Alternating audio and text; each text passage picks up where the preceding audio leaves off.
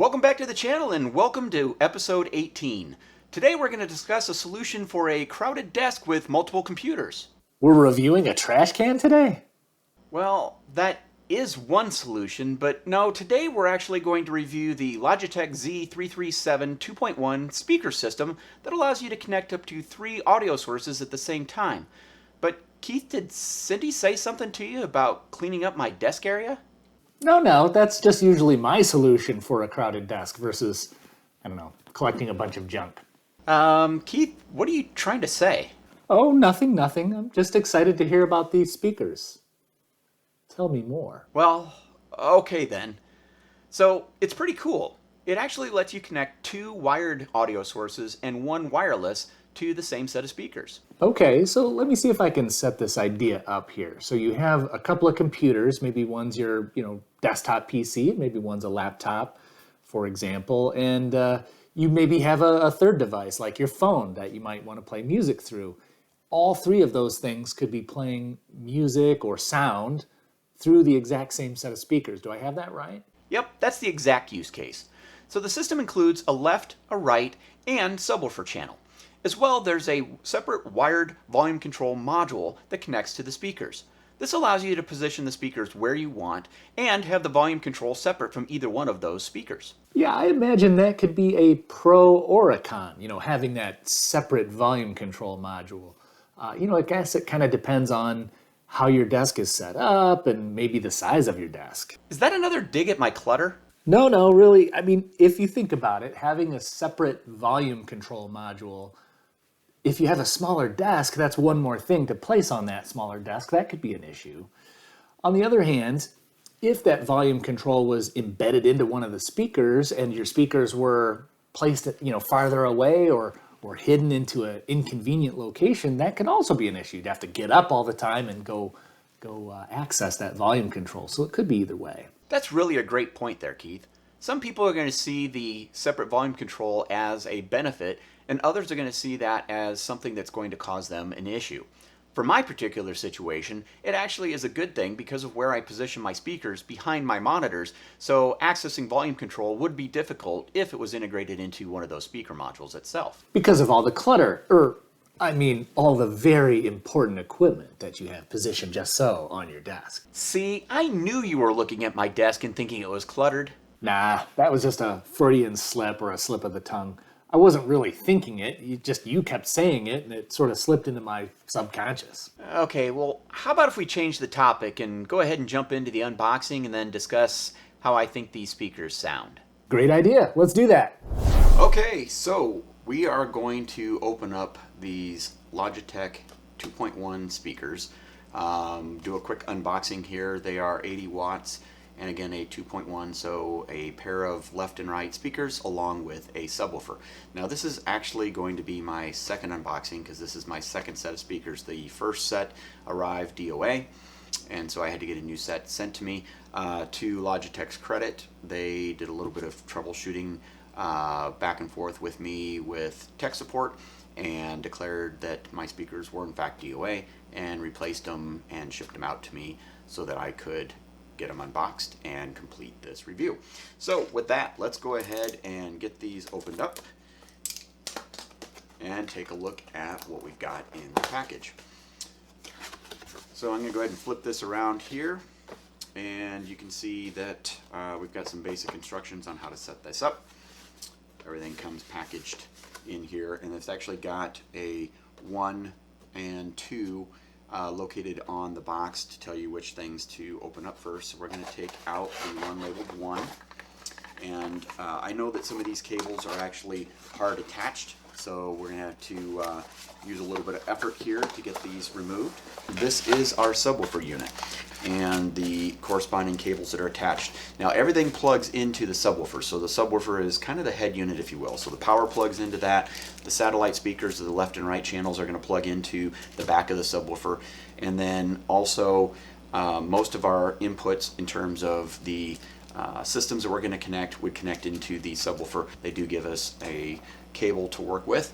So this is a standard 3.5 millimeter stereo cable. This gives us volume control right on the unit. So as we liberate this here, we're We're just going to toss that cardboard out of the way to trip over later. And we'll get this unbuttoned here. So you'll see we've got a headphone jack here. So if we want to put this control unit on our desk and then have the ability to plug in headphones directly to it, we can. As well, we've got an on-off switch, and we've got a Bluetooth connection, and then this is our volume control. And so there's actually a notch in here so we can control this. I would have preferred, this is actually hardwired to the subwoofer, I would have preferred that this cable be one that could detach and then plug into the unit, just because if you maybe have a desk that you can't drop cables behind, but it's a solid desk and you want the subwoofer maybe on the floor, for example, you're gonna have trouble doing that, right, without having the cables running in front of you or drilling a hole in that desk surface. So detachable cable for the volume control unit would have been a nice touch. So I'm just kind of putting all of the speakers, including the subwoofer, on the top of my desk and behind a monitor so that I can just kind of stash this out of the way. So we have got the subwoofer out. Let's go ahead and maybe take this paper off real quick here, and I'll just put that back in this big box. And take off our tape here. Oops. And so you can see we can connect in our stereo speakers as well. One of our inputs to the system would be via the left and right RCA type connectors. As well, we have a 3.5 millimeter input, and then the third, so this unit will work with 3 sets of computers or 3 input devices. So you could have a smartphone, for example, or a laptop with Bluetooth. So our 3 connections are 2 RCA plugs, a left and right channel, a 3.5 millimeter connection, so that could be a laptop, a desktop PC, and then our third connection is going to have to be wireless via, say, a phone or a laptop or some other device with Bluetooth connectivity. So that's our third input style. What's really cool is you don't have to select which input you want to use. Now, one thing that I'm going to be answering the question of that I know Keith asked me on the front end is, how does it decide if you have multiple inputs coming in, what it is going to be playing at one time? And I think the answer is going to be that it'll play all of them. So it'll be a little bit of a dueling banjos kind of experience if that's the case. But I will run these through their paces and then get back to you when I describe the experience and what I think of these speakers afterwards, and that is definitely one of the items that I will be testing. So let's put our subwoofer aside for the moment here, and let's get out our satellite speakers. They are in the box labeled number 2. So you can see this box has the number 2 on it, and so we're going to go ahead and open this up. It has the left and right speakers, left and right, so these are wrapped, and they have, again, a hardwired cable on them. Don't have as much of a problem with this being hardwired for the cabling versus the volume control unit itself. So I'll give them a pass on that. I think that's absolutely fine on this, because this connection is, you know, small, right? The reason that volume control is such a big deal is because that volume control is pretty good size. It's probably 2+ inches in diameter. Therefore, it's going to be difficult to run through any kind of cable channel if you have that for your desk unit. So I've got everything unboxed here. Pretty simple unboxing, and I will give you my thoughts after these get tested. Did I hear you correctly that your first unit didn't work? That is correct. That first unit arrived DOA. The interesting thing is, for that first unboxing, I had neglected to turn on the microphone, so there was no audio for that. Boy, you really are all about second chances, aren't you? Your robot vacuum died and you ordered a replacement for that, and now your speakers arrived dead on arrival, and I suppose that kind of saved your bacon in a way, because you were able to get replacements for those and also record your unboxing correctly the second time. Yeah, I suppose it did. And yes, DOAs are going to happen. It's never fun when it does, but it really comes down to how the company handles that situation when it does happen to you. Okay, that makes sense. So once you got your hands on a working unit, what were your thoughts? I know you've had it for a couple of months now. I have to tell you, I'm pretty happy. Now, I originally thought that perhaps that wired volume control, it's one that you can't detach, might be a bit of an issue, but I actually made it work. So I was able to arrange my desk, I use the term loosely, in such a way that the speakers sit behind my monitor along with the subwoofer, and the volume control is sitting right up front, so I have easy access to adjusting the volume as need be. I still think a detachable volume control module would be beneficial for a lot of people, but in the end, for me, it really didn't negatively impact me. Well, I'm glad to hear that the design didn't cause any issues with the placement. I know that was one of your concerns going into this.